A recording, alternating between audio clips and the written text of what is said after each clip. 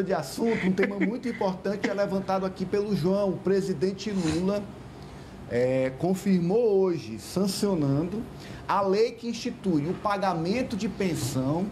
Atenção, é uma indenização para os filhos de pessoas acometidas de hanseníase, que foram separadas dos seus pais. O presidente falou, vamos ver.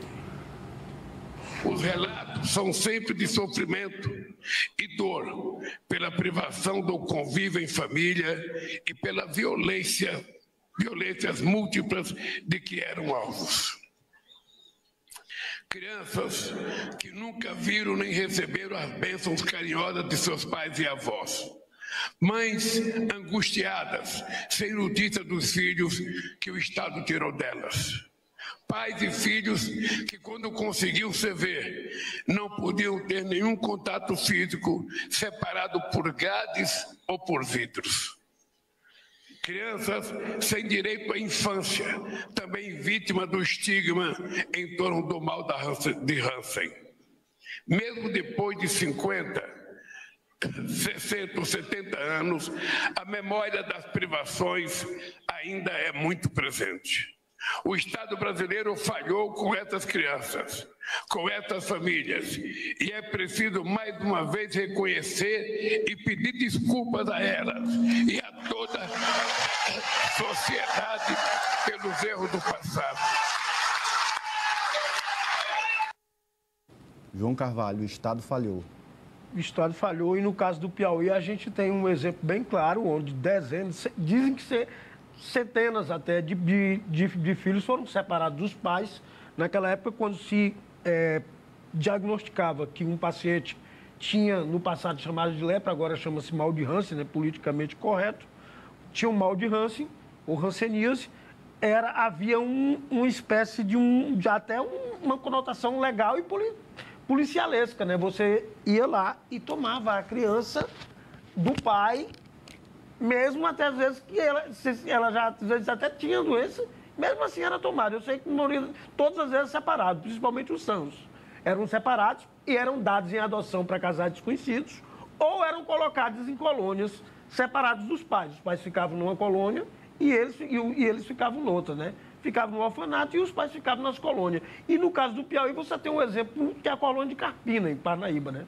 Que durante muitos anos existem até livros sobre isso, narrando esse episódio da nossa história. E antes de tudo, Ananias, eu sei que a questão financeira foi o que o presidente disse lá, né? Da lei, que essa lei desde 2022 que ela tramitava e não ia para diante a sanção. E agora foi sancionada. O presidente, não há dinheiro que pague. Não há dinheiro não, porque o sofrimento é muita gente. Tem muita gente que perdeu os pais, que não conheceu. Tem gente que até hoje não sabe quem são os pais, porque foram dados para famílias que não tinham relações parentais ou sociais, aí não teve como estabelecer uma ligação. É uma situação funestra, né? Já teve casos que 2 irmãos iam se casar.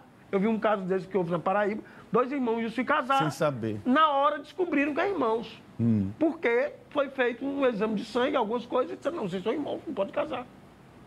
É complicado. Mas, antes de tudo, vai ser todos os filhos vão receber, não é um benefício, é uma pensão. Todos os direitos que tem o salário, inclusive 13º, seguro-desemprego, tem todas as vantagens. É diferente de um benefício, como o BPC, que Bolsa se paga. Família, por exemplo. E o BPC, né, que é aquele para a pessoa que não tem condição de sobreviver, né? É hipossuficiente, não tem condições financeiras.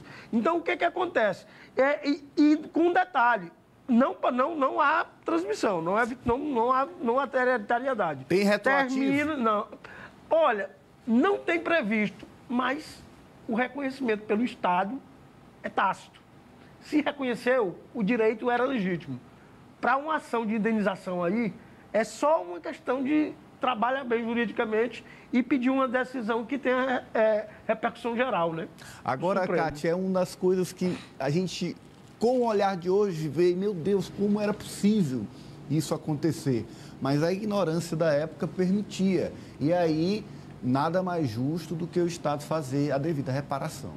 Pois é, a gente olha para o passado e você falou bem, a ignorância, a falta de conhecimento, a falta de ciência, talvez possa justificar, né? Tamanha atrocidade.